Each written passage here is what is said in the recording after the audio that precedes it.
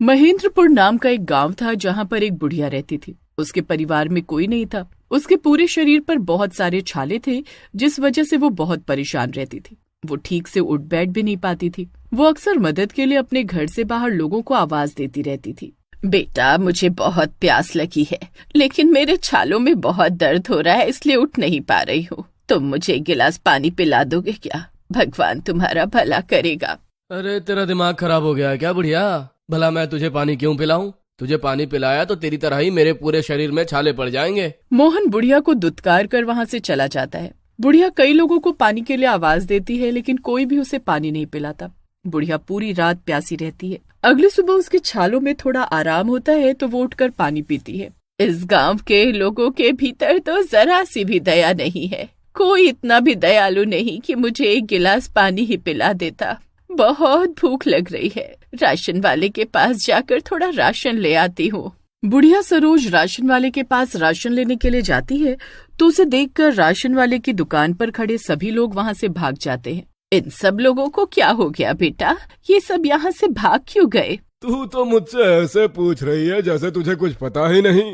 तू जानती है ना, सब गांव वाले तुझसे कितने डरते हैं। तेरी वजह से उन सबको भी छाले हो जाएंगे, फिर भी गांव में घूमती रहती है। अरे अपने घर में टिक कर नहीं बैठा जाता क्या तुझसे? भगवान ने मुझे ऐसा शरीर दिया है, लेकिन कम से कम मुझसे ऐसे बात तो मत करो। इसमें भला मेरी क्या गलती है? और मेरी वजह से किसी और को छाले नहीं होंगे। मेरे पति को कभी मेरी वजह से छाले नहीं हुए, न कभी मेरी सासू माँ को। तो फिर तुम लोगों को मेरी वजह से छाले कैसे हो जाएंगे? अरे हाँ, हम लोगों को तुझसे छाले नहीं होंगे, लेकिन अपने पति और सास की तरह तू हम सबको भी मार देगी। जा यहाँ से। चली जाऊंगी बेटा, लेकिन मुझे बस थोड़ा सा राशन दे दो। मेरे घर में बिल्कुल भी राशन नहीं है। मुझे बहुत जोर से भूख लगी है। एक बार बोला ना, जा यहाँ से। और अगर तूने मुझसे राशन खरीद लिया तो फिर कोई गांव वाला मुझसे राशन नहीं खरीदेगा। राशन वाला सरोज को राशन नहीं देता और उसे धक्के मार कर वहाँ से निकाल देता है। सरोज पूरे दिन अपने घर में भूखी बैठी रहती है। तभी शाम को उसे बाहर से बहुत अच्छी खाने की खुशबू आती है। वो बाहर निकलकर देखती है तो गांव में किसी के यहाँ भंडारा हो रहा था। अरे वाह, गांव में तो भंडारा हो रहा है, जाकर भंडारे में ही खाना खा लेती हूँ। बहुत भूख लगी है। सरोज भंडारे में खाना खाने के लिए बैठ जाती है, लेकिन उसे देखकर लोग तरह तरह की बातें करने लगते हैं। छी छी, ये छालों वाली बुढ़िया यहाँ पर कहाँ से आ गई? अगर इसके साथ बैठकर भंडारा खाया तो हम लोगों के भी पूरे शरीर पर ऐसे ही छाले हो जाएंगे। बुढ़िया, तुझे जरा सी भी शर्म नहीं आती क्या? तुझे कितनी बार बोला है कि हम लोगों से दूर रहा कर, लेकिन फिर भी हम लोगों के आसपास भटकती रहती है। खुद जैसी है चाहती है कि बाकी सब भी वैसे ही हो जाएं। इसे निकालो यहाँ से। गांव के लोग सरोज को बहुत बुरा भला कहते हैं और सरोज रोती हुई वहाँ से अपने घर आ जाती है। वो बेचारी 2 दिन से भूखी थी। न तो गांव वाले उसे राशन दे रहे थे और न ही उसे समारोह में खाने दे रहे थे। अगले दिन उसकी भूख और ज्यादा बढ़ गई। वो मदद की आस लेकर गांव वालों के घर गई। सरला बेटी, मुझे बहुत भूख लगी है। देखो, तुम मुझे छुओ मत, लेकिन मुझे 2 रोटी खाने के लिए दे दो। तुम जमीन पर 2 रोटी लाकर रख दो तो मैं वो 2 रोटी लेकर चली जाऊंगी। हाय, कितनी बेशरम बुढ़िया है तू। कल रात को तेरी इतनी बेइज्जती हुई, उसके बाद भी मुंह उठाकर यहाँ पर रोटी मांगने के लिए आ गई। इधर आकर मेरे बच्चों को बीमार करेगी क्या? नहीं है मेरे पास तेरे लिए कोई रोटी। सरला सरोज को बेइज्जत करके वहाँ से भगा देती है। लेकिन सरोज को इतनी भूख लगी थी कि वो मदद के लिए सब गांव वालों का दरवाजा खटखटाती है, लेकिन कोई भी गांव वाला उसे खाने को एक रोटी भी नहीं देता। वो बेचारी बुढ़िया भूख से तड़प कर अपना दम तोड़ देती है। अगले दिन जब गांव वालों को ये पता चलता है तो उन्हें इस बात का कोई अफसोस भी नहीं होता और कोई उसका अंतिम संस्कार भी नहीं करता। वो पुलिस स्टेशन में उसके मरने की खबर लिखवाते हैं तो कुछ लोग आकर सेवा भाव से सरोज का अंतिम संस्कार करते हैं। सरोज ने कभी अपने जीवन में किसी के साथ कुछ बुरा नहीं किया था, लेकिन फिर भी लोगों ने उसके साथ ऐसा व्यवहार किया। उन लोगों के कारण सरोज की जान गई, इसलिए सरोज की आत्मा को मुक्ति नहीं मिल पाई और वो छालों वाली। मुझे बहुत तेज भूख लगी है, मुझे अभी क्या भी खाना चाहिए। उस दिन सबसे पहले सरला ने मुझे खाना देने से मना किया था, तो सबसे पहले उसी के घर जाऊंगी। छालों वाली चुड़ैल जाकर सरला के घर का दरवाजा खटखटाती है। सरला जैसे ही दरवाजा खोलती है तो अपनी आंखों के सामने छालों वाली चुड़ैल को देखकर वो बुरी तरह डर जाती है।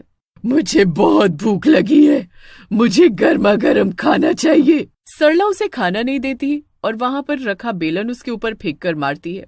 जिससे छाले वाली चुड़ैल के छालों में और ज्यादा दर्द हो जाता है। सरला तुरंत ही अपने घर का दरवाजा बंद कर लेती है, लेकिन चुड़ैल को उसके ऊपर और ज्यादा गुस्सा चढ़ जाता है। जीते जी तो इन लोगों ने मेरे साथ जो किया सो किया, लेकिन मेरे मरने के बाद भी ऐसा बर्ताव, अब तो इन्हें सबक सिखाना ही पड़ेगा।